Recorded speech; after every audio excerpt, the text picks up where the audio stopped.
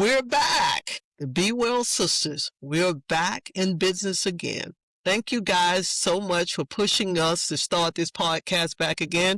It's been 7 years and here we are. I'm Sharon Hawks. I'm a registered licensed dietitian and a certified diabetes care and education specialist. And I'm Dr. Angela Marshall. I'm board certified internist and specialist in women's health, founder and CEO of Comprehensive Women's Health. I guess I should also say I'm the founder and director of the Nutrition and Diabetes Education in the DC area. And together we are the Be Well Sisters. So let's talk about why we're here. We're here to make sure that we're able to provide credible information to our community as it relates to health and wellness. And, you know, Sharon, it's been great working with you for the past 26 years. Is that long? It's been a long time. And it's been great referring patients to you, knowing that they're going to be well cared for. I appreciate it. And I've done the same too as well. We talk all the time about making sure that we have clinicians who see us, right? And I hope that that's what I've been for your patients. And I know you have been for mine. Absolutely. And so now we're combining our expertise to be able to give you the best and the most recent and up-to-date information to help you live a healthier life. And we're talking trusted information from someone who's been doing this for a long time as it relates to nutrition, diabetes education, lifestyle changes. We've been doing this and doing it well. We've made some changes, I think, in this community. I think they've been positive. Absolutely. And, you know, it's funny because we started together back in Waldorf, right, at our first clinic, and then went our separate ways. And then now we're right across the hall from each other. So we collaborate all the time. So I think this is only fitting that we collaborate for the purpose of our viewers. Yeah, absolutely. Because what I found with patients is they need both sides of the story, right? What can I do lifestyle to get the best outcome? And if that doesn't work, where does the medical side fit in? That's right. And, you know, Sharon, we often both say your health is your wealth, right? Well, you're good now. But when it comes to health, you want to plan for the future, just like you plan for retirement. And so sometimes I tell patients, you need to plan for your health retirement. So it's not about how you are right now. Yes, you're good right now. So how do you stay good? And how do you make sure that you're healthy as you age? And so I think that's one of the things that we've definitely had in common is not just helping our patients be healthy right now, Right. but really helping them to optimize now so that they're healthier for the future. Because I tell you what, getting older is not for wimps. So if you don't figure out how to do it well when you're younger, That's you're right. going to suffer for it later. That's right. Right? Yeah. Like, for example, I have a lot of patients that I treat with obesity. And you know, we always want to give everybody the best care possible, right? And so I have some patients who nothing's wrong with them except for being overweight. And, you know, how do you tell someone that just because you're good now doesn't mean you're going to stay good? Because having extra weight on your frame can cause your knees to deteriorate. And it's like the slippery slope. Once your knees deteriorate, then you can't move. You can't move as much. And then all of a sudden, the weight becomes more of a problem. And so, you know, sometimes when we're making recommendations, it's not about what we're seeing in the moment. It's about what we're seeing down the road. And so helping you to avoid those pitfalls and helping you to optimize as best you can right now so that you can avoid problems later. Yeah, you know, and particularly being a diabetes expert, watching patients come in and you're seeing that what's going to happen down the line. Yes. We see that blood sugar rising. All of a sudden they're in pre-diabetes and it rises a little bit more. And you go, you need to do something. And a lot of times they're thinking, well, I'm not there yet. We know what's about to happen if you don't make the change. And these are the things we're going to be helping you with. How to stay your best for as long as you can. I don't know about you, Dr. Angela. I plan to live up to about 100. But with living, I want to do it well and with quality. That's right. And so we're going to teach you how to do that. As we age, nothing says that as you age, you got to decline. That's a choice, right? But if you don't stay on top of things, that's exactly what will happen, right? We've seen it, and we've seen a lot of it in ourselves and have to constantly pull ourselves back to center. But we're going to teach you how to make the smallest changes that's going to have most lasting effects on your life. That's right. And small incremental change is where it's at, right? You don't have to get down to high school skinny to make a difference in your weight. Absolutely. Sometimes losing 5 pounds or 10 pounds, if you're overweight, can make a huge difference in your blood pressure. Right. Losing 1 pound off your body is like losing 5 pounds off your knees. Absolutely. So sometimes just small incremental changes, that's where we start, and that's where the power is. Yeah. I tell patients all the time, small changes wins the race. That's right. And if you go big, you're going to be going home. So a little bit at a time, and it adds up. It adds up over time. And that's what we want to teach you, not throwing everything at you at one time, letting you know that you don't have to be perfect at this. I have patients come in who they've set goals and they've only accomplished half of the goals and they see miraculous changes. They go, what happened? Well, what happened is you didn't need to be perfect. You just needed to get started. That's right. That's right. And I've seen, and I know you've seen with your patients as well, someone losing 5 pounds and going from insulin to pills, or from pills to nothing, right? Or from diabetes to pre-diabetes or no diabetes. And so that small incremental change is really powerful. It is.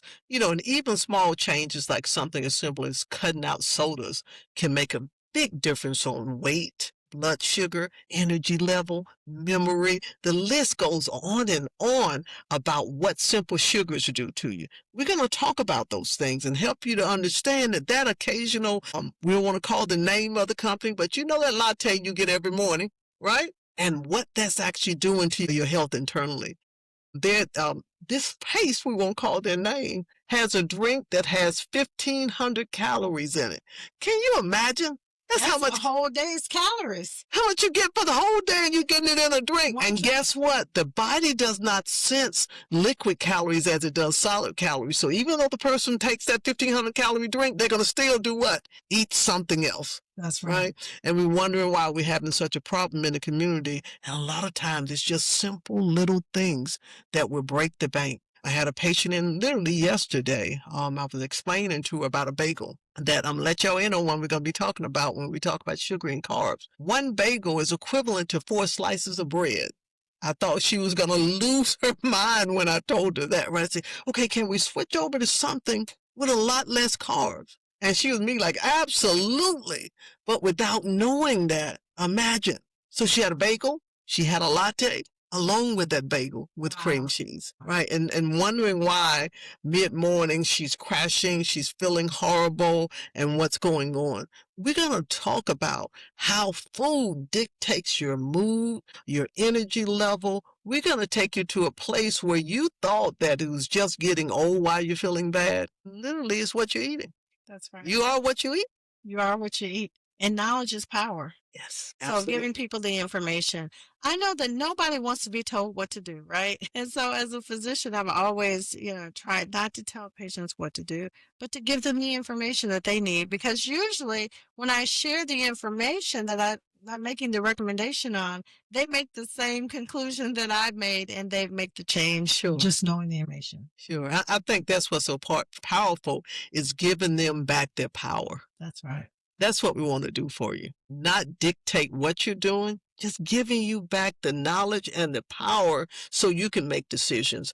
I say all the time this. We know there are things in environment that is making us sick. We can't live on the offense. I'm going to teach you how, as I talk about in my new book, how to live on the defense. Because there are things we're doing every day we know that are making us sick. So what I love to say is, you ask yourself, risk versus reward. There are certain things you're going to take a risk on, even though it might not be good for my health. But let's get that low-lying fruit that you can make the change on. And that's who do it best. I have a 102-year-old aunt living well in her right mind right now. And I assure you, she didn't do all kind of fancy diets and all kind of crazy exercise. And there she sit where we would love to be. That's right. So what she did do is those things we're going to be talking about, the simple changes with stress and foods that you eat. Everything from exercising. She didn't go to the gym, but every time I saw her, she was moving. That's right. There's research that suggests if you sit over 6 hours a day, it can shorten your life by years. That's simple stuff. Just get up and move. That's right. And even if it's moving for 10 minutes, because studies have shown that if you can get up every hour and move for 10 minutes, your metabolic rate goes up for the next hour, even after you sit back down. And so it really is important to get up regularly. Yeah. But you mentioned you have a 102-year-old relative. I have an aunt who's turning 100 later this month. Wonderful. And same thing. She moves all day. Even at 99.9 years old, she walks a mile every day. Wow, impressive. Walks a mile every day. And even as recent as in her 90s, she was doing push-ups. Wow. Yeah. So activity is the key to longevity. I agree. I get asked the question all the time, what's most important, diet or exercise? Of course, I make the point, they both are important, They are. right? But the truth is, I have to admit this, even as a nutritionist, that it really doesn't matter how well your diet is if you can't move, That's right. That's profound. right? Yes. I want to be able to move. I was doing a talk for a sorority a couple weeks ago, and I came from behind the podium as I was talking, and I kneeled down into a squat, and I held it there for a minute or two while I'm talking to them. And they're gasping like, how in the world can you do that? That's horrifying to me because that was shocking to them Yes. that I should be able to do that. A young lady on the front row says, I don't even think I can get down, right? Wow.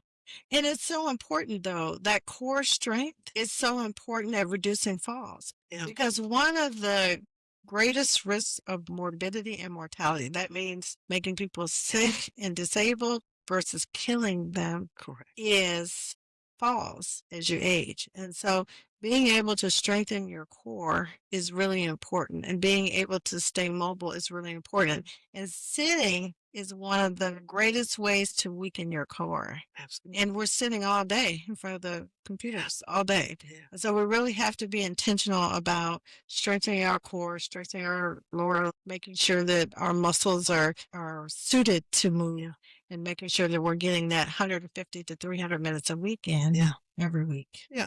And actually, balance is important too. Yes. Because there's some powerful research that talk about when people are old and they fall, if they break a hip, Game over. yeah, game over. A lot of them, I think somewhere around 30% would die within a year just from a fall. Yeah, completely independent, living well, doing well, fall, hip fracture, next thing you know, they're gone. And so that's one of the biggies for sure. So we got to work on those things. These are the things we're going to be talking about with you. The simple things that are game changers in your life.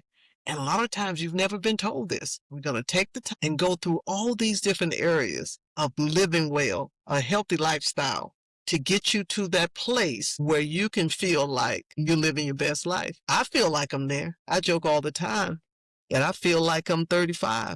I can't claim that anymore because I have a 33-year-old. Well, mine is 38, so I'm currently 38. So you're going to hold that 38 forever, huh?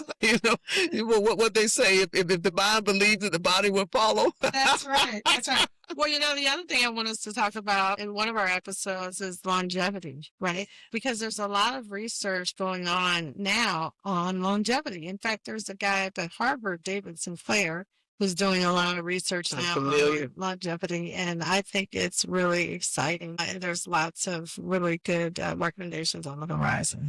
Yeah, I'm excited about it. Longevity has been one of my areas of study for a long time, and in my new book, I talk about it a lot.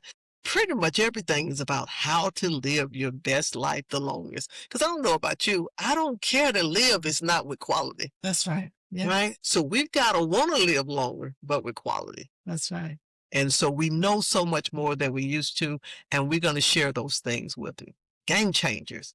Little things you can do, you can tweak. That's going to help to extend your life and do it with quality.